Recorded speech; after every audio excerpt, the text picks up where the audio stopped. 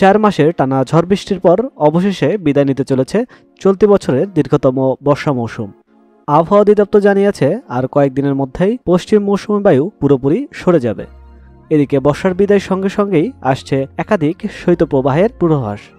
ফলে চলতি বছরের শীত হবে আগের চেয়ে কনকনে। দেশের উত্তরাঞ্চলে ইতোমধ্যেই শীতের আগমনী বার্তা মিলেছে।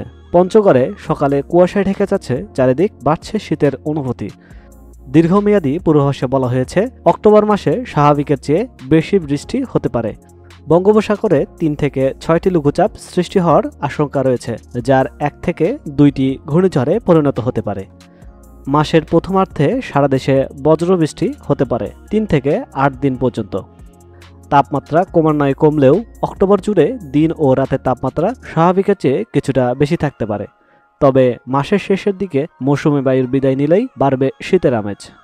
আবহাওয়া অফিস আরও জানিয়েছে, শীতকালে ভোর থেকে সকাল পর্যন্ত দেশের বিভিন্ন অঞ্চলে ঘন কুয়াশা পড়বে। বিশেষ করে ডিসেম্বর মাসে উত্তর ও মধ্যাঞ্চলের 1 থেকে 2টি মৃদু শৈত্যপ্রবাহ বয়ে যাওয়ার সম্ভাবনা রয়েছে।